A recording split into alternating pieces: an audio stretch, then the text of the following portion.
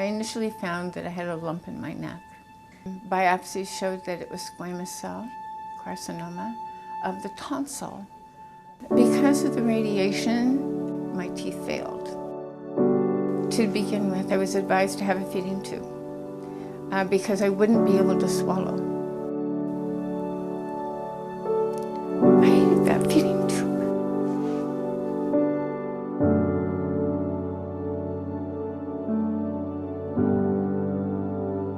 Dysphagia impacts so many different people. It could happen as a side effect of being in the hospital for a urinary tract infection. And it could happen to someone who has head and neck cancer, Alzheimer's, Parkinson's, ALS, the list goes on. I lost a lot of weight. I wanted something that I could bite, something that was like real food.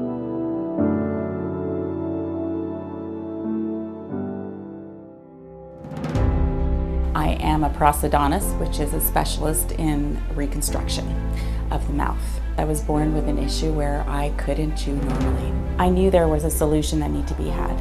I started working in my kitchen and I started to make puree meatloaf, and I knew that I really needed food scientists to help me. So I heard about the Food Innovation Center and I went and I visited with them one day, shared the problem that I was trying to solve, and their eyes lit up. It was a new challenge.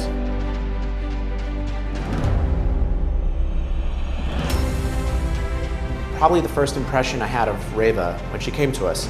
She had this idea and she really had a lot of energy and passion, and that was clear. And my first thought was that this is going to be extremely difficult. And my second thought was, this is the right person to get the job done. I've been an established prosthodontist for many years, and witnessing people with chewing difficulties was something I focused on day to day. But when I started to realize that a lot of people had issues further downstream with swallowing, and even though I reconstructed them and I made their chewing wonderful, if they couldn't swallow a normal swallow, they weren't using their teeth in a normal way. For me, in this project, we were in a tasting with a whole group of people, and we had sort of reached this final point where we had formulations that we were proud of and we thought were tasty, and we invited a panel in to help us evaluate them. And some of the people were actually crying because it was the first time they'd had solid food like this in so long. And that was sort of when I realized how impactful these products could be. I was with a feeding tube for 6 months non-stop with very little food intake orally. It became not only difficult, it was impossible to get back to normal. There was it's a new normal. It was a new normal for me, and it took quite a while to get used to it. Ernie's feedback was great. I mean, I remember I was proud of these dips and I was ready to share them with people, and it comes around to him to give feedback and he just sort of goes, this is not black bean dip. This doesn't taste good. This isn't anything like the black bean dip I make at home. And I was like, okay.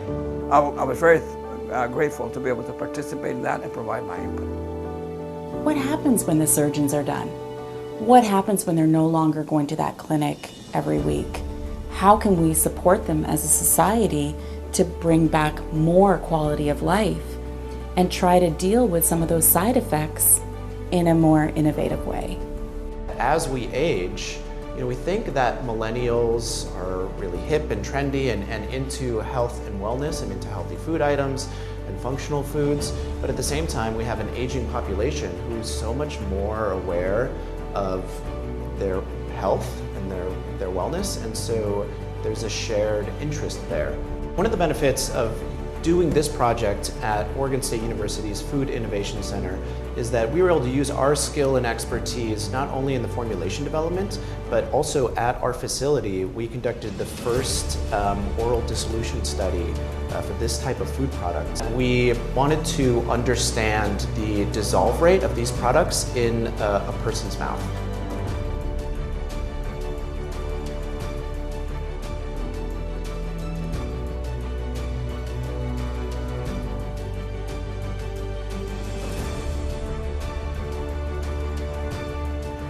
They loved the melt in the mouth thing. I don't know how else to say it, but that's actually what came up a lot of times. Wow, it's so incredible. It just melts in my mouth. I don't even have to chew it. The bottom line that we really took from that study is that people want choice.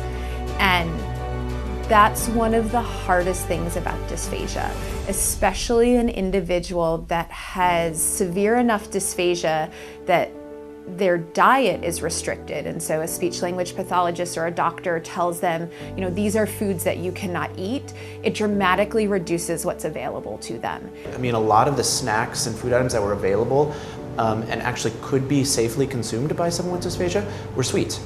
And so part of our challenge was to take some of these savory food applications and include vegetables and include real foods and healthy fats and try to really deliver high quality, nutrient dense snacks that still touched on all of those sort of savory cravings.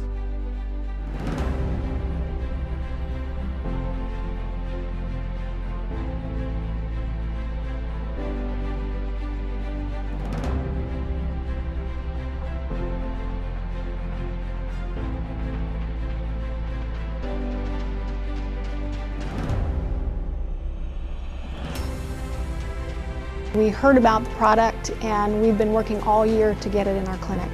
I'm a registered nurse and I have worked for many years with ALS patients. Two top priorities include safety and quality of life.